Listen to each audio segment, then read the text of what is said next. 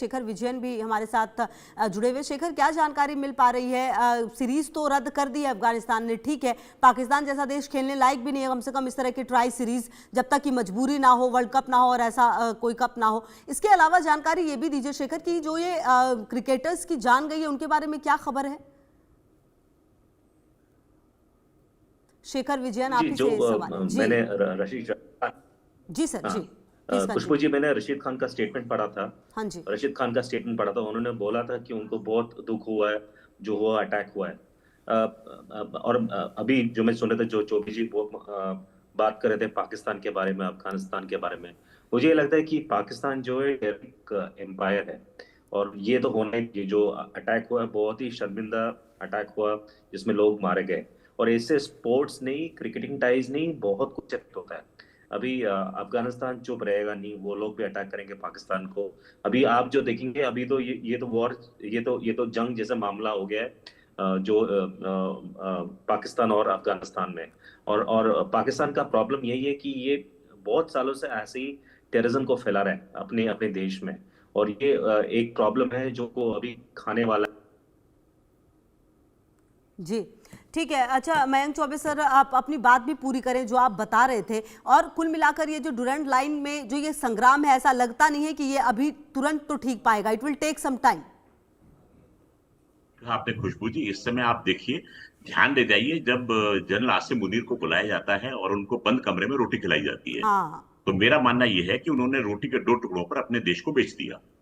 और इस समय ट्रंप साहब का बयान आता है कि उनको बगराम एयरबेस चाहिए, क्योंकि बगराम एयरबेस स्ट्रेटेजिकली उनके लिए इंपॉर्टेंट है। भला कोई संप्रभुता प्रवण राष्ट्र अपना एयरबेस कैसे दे देगा? करेक्ट। तो इस तरीके से पाकिस्तान को लॉन्च किया जाता है कि किस तरीके से वो टारगेट को सॉफ्टन करे और बगराम एयरबेस किसी तरीके से अमेरिका के कब्जे में आ जाए। लेकिन आप देखेंगे इस समय आह्वान होता है अफगानिस्तान के विदेश मंत्री का भारत में। मेरा मानना खुशबू जी ये है कि इस समय यदि आपको बागराम एयरबेस की तरफ निगाह उठानी है तो वो रास्ता जो है वो साउथ ब्लॉक दिल्ली से होकर जाएगा। इस समय भारत की स्थिति ये है कि हम इस क्षेत्र में एक ऐसी पावर बन के उभरे हैं कि हमारे इजाजत के बिना इस इलाके में कोई भी परिंदा पर नहीं मार सकता। चीन को चौकन्ना होना पड़ गया है, पाकिस्तान को दोबारा से खून का घूंट पीना पड़ रहा है। अफगानिस्तान से हमारे मैत्रीपूर्ण संबंध रहे हैं और इस बार अफगानिस्तान ने पहल की हमारे साथ में मैत्री के कदम बढ़ाने की। तो अमेरिका को इस प्रकार से बड़ी आसानी से अफगानिस्तान में, जिसको कहते हैं ना केक वॉक, वो नहीं मिलेगा। तो इस समय भारत की कूटनीति ऐसी चल रही है कि हम इस समय विश्वगुरु होकर उभरे नहीं हैं, उभर चुके हैं और अब इस बात को किसी तरीके से विश्व की शक्तियां मानने पर मजबूर भी हो गई हैं। आपने देखा होगा मोदी जी जब एससीओ समिट में गए थे तो किस प्रकार से शी जिनपिंग और पुतिन साहब ने आंखें बिछाकर उनका स्वागत किया था। ये आदमी की कद काठी को बयान करता है और देश इस समय किस स्थिति पर है वो भी दिखाता है।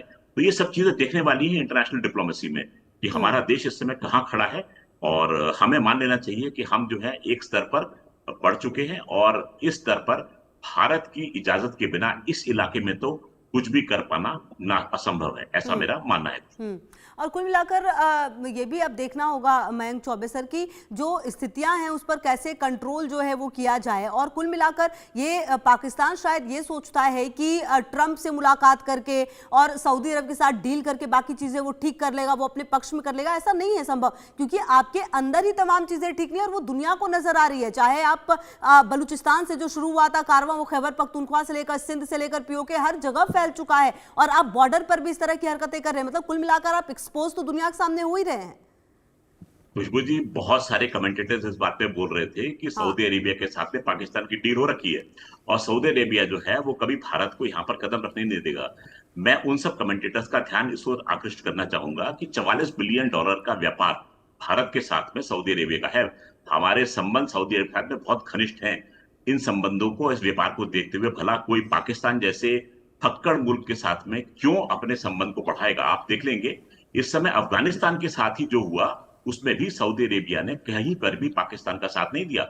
उनका जो स्टेटमेंट आया था बड़ा ही न्यूट्रल स्टेटमेंट था कि शांति बढ़ती जाए। तो भारत के साथ में तो भूल ही जाइए कि ऐसे स्टेटमेंट आ सकते हैं। बहुत लोग जो थे इस बात की उम्मीद कर रहे थे कि भारत इस समय पाकिस्तान के खिलाफ कोई एक्शन नहीं ले सकता। मेरा मानना यह है जिस समय चाहे भारत पाकिस्तान के खिलाफ एक्शन ले सकता है और लेकर रहेगा। जी ठीक है, ठीक है सर, ओके। शेखर विजयन जी, एक कमेंट आपसे भी, क्योंकि जिस तरीके से हमला ये किया गया है, आप देखिए ये भी ख्याल नहीं रखा गया कि आप सिविलियंस जहां पर हैं वहां पर आप ये हमला कर रहे हैं। हालांकि लगातार पाकिस्तान ये कहता रहा कि हमने आतंकवादियों को मारा है, आतंकवादी ठिकानों को खत्म किया है, लेकिन जिस तरह से अब तस्वीरें सामने आई हैं वो शर्मनाक है। और कहीं ना कहीं पाकिस्तान जैसे देश का बायकॉट पूरी दुनिया को करना चाहिए, कम से कम गेम और बाकी जगहों पर जहां किया जा सकता है।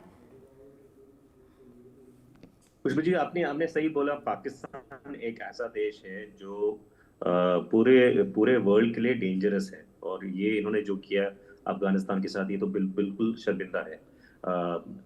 और जो भारत के साथ ये 10 सालों से कर रहा है पाकिस्तान, ये जवाब इनको मिल ही गया अभी, जो ऑपरेशन सिंदूर में हुआ है और अभी जो हुआ है क्रिकेट के साथ।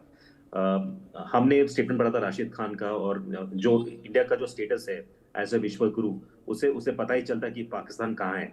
पाकिस्तान को अभी समझ भी आया होगा कि उनका स्टेटस क्या है वर्ल्ड में और वो क्या करना चाहते हैं। इस हादसे के बाद यही लगता है कि पाकिस्तान का जो एस्टैब्लिशमेंट है, पाकिस्तान की जो लीडरशिप है, उनको कुछ आइडिया नहीं है कि कैसे पाकिस्तान को ग्रो करें, कैसे पाकिस्तान को एंगेज करें दूसरे कंट्रीज के साथ।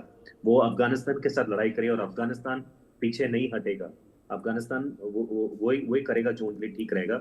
और हमको ये लगता है, और भारत के लिए ये एक अच्छी बात भी कि भारत ने कितने सालों से बोला है कि पाकिस्तान एक टेररिस्ट नेशन है, और ये अभी सच साबित हो ही रहा है, क्योंकि ये देशों के साथ भी पाकिस्तान ऐसे खेल रहा है, ऐसे काम कर रहा है। I think as an Indian, as a भारतीय, I think we should all be proud of India, because India is बिल्कुल। चलिए सर, देखना ये होगा कि अब इसमें किस तरीके से और बातें जो हैं वो सामने आती हैं। बहुत शुक्रिया आप सभी का हमारे साथ जुड़ने के लिए और बातचीत करने के लिए।